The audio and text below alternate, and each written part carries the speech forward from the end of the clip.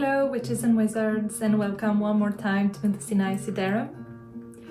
Today I want to tell you a winter story since the winter is rapidly approaching in my place in the world in Northern Ireland.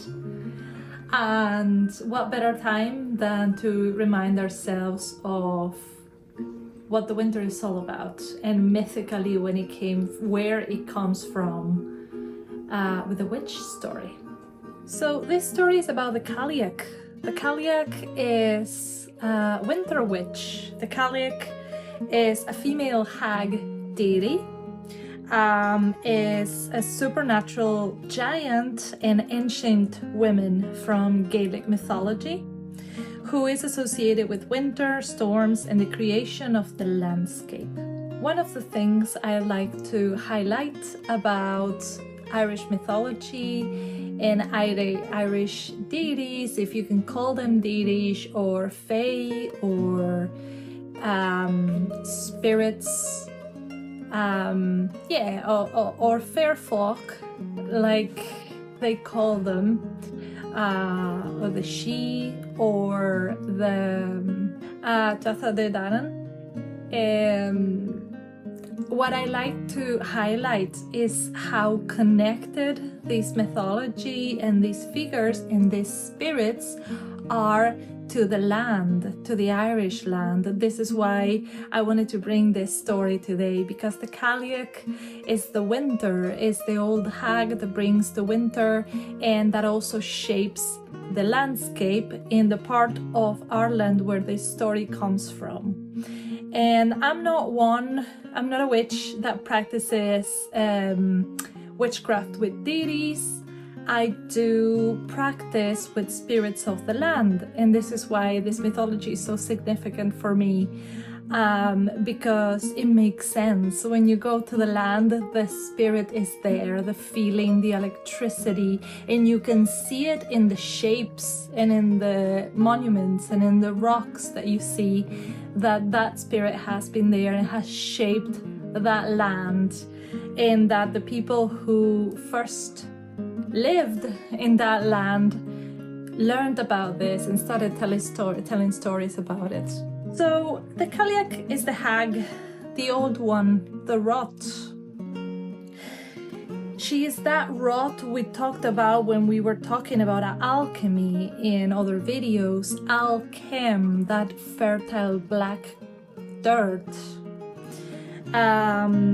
With her, there's nothing, and with her, there's everything at the same time.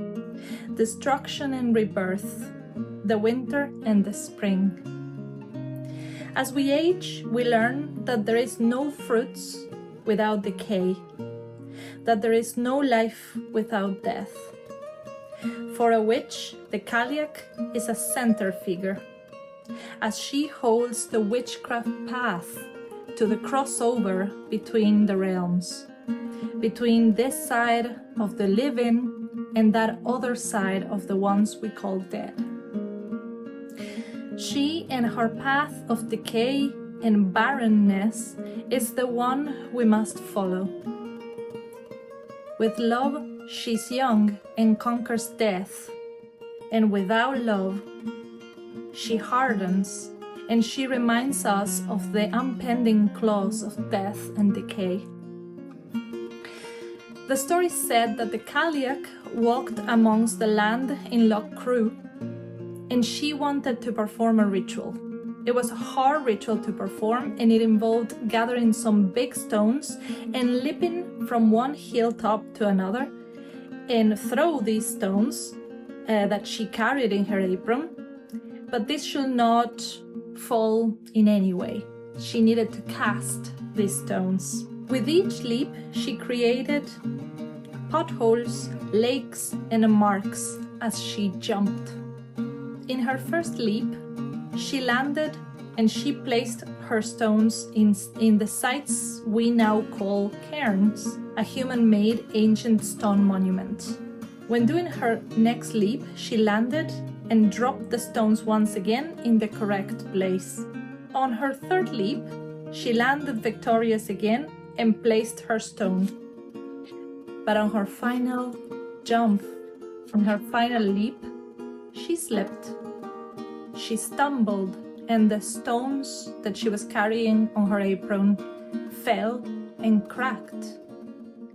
The Cailleach fell also and broke her neck and died right there in the spot. The stones scattered, forming the Cailleach cairns of Loch Crew. You can still find the Cailleach's throne, her chair, in this site, and she is told to be buried in the cairns. This story is one of many involving this thunderous figure of the Lady Winter. Her cold, icy fingers, her brutal steps that create rumbles on the earth and leave holes and potholes and scars on the land, tell us the story of dark, cold, wild winters. Those long Irish winters we are just now entering in the month of December.